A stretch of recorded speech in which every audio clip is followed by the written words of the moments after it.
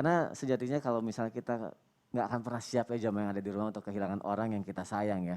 Kalau bicara masalah kematian kita nggak pernah tahu kapan itu datang. Apalagi kalau semua itu datang secara tiba-tiba. Nah andai saja kalau misalnya itu terjadi jamaah yang ada di rumah, bagaimana cara menyikapinya nih Ustadz Bani? Apa yang harus dilakukan kalau misalnya itu terjadi dan kita menyikapinya sesuai syariat Islam? Mohon penjelasannya Ustadz Bani, silakan. Ustadz Maulana, Ustadz Syam, guru-guru kami dimanapun berada dan juga Mas Soni. Kalau dalam hitungan Allah Subhanahu wa taala sebetulnya tidak ada mati mendadak. Karena kematian likulli ajalin fi kitab. Setiap ajal itu sudah ada catatannya. Bahkan 50.000 tahun sebelum Allah ciptakan jagat raya ini. Si fulan meninggal di hari anu, di anu sedang melakukan anu, selesai. Semua sudah tercatat.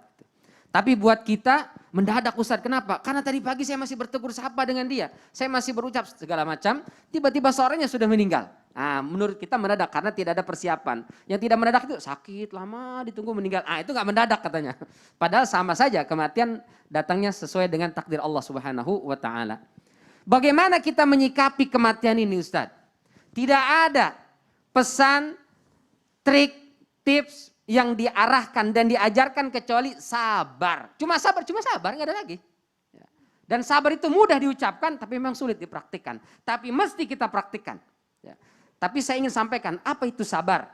Sabar itu adalah kemampuan menahan gejolak di dalam hati untuk tidak melakukan sesuatu yang dia sanggup untuk melakukannya.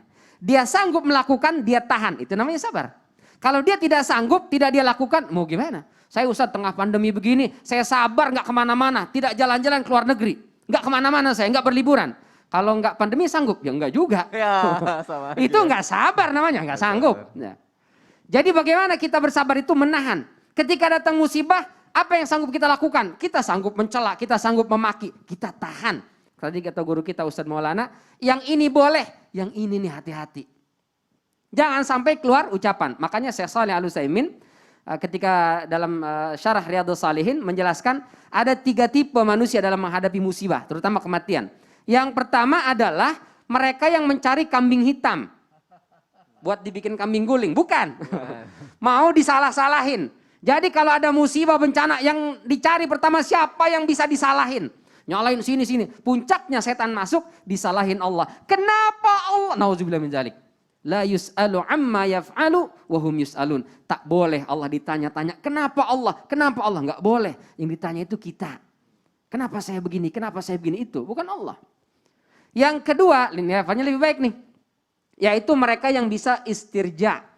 Ada musibah, bencana, kematian.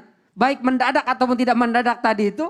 Dia tetap bisa mengucapkan inna lillahi wa inna ilaihi raji'un. Maka ketika itu Allah ganti. Tidak ada satu nikmat yang Allah ambil ketika dia mengucapkan istirja. Melainkan Allah akan ganti dengan yang semisalnya atau yang lebih baik insya Allah.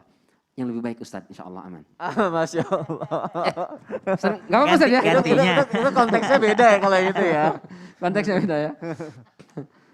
Tapi ada level ketiga nih, level yang paling tinggi. Ini tadi sudah disinggung oleh guru kita Ustadz Maulana. Mereka yang sudah bisa ridha, meninggal atau ada musibah, bisa mengucapkan kalimat Alhamdulillah. Masya Allah. Makanya diajarkan kalau ada kondisi sedang tidak enak, ada musibah, Alhamdulillah ala kulli hal.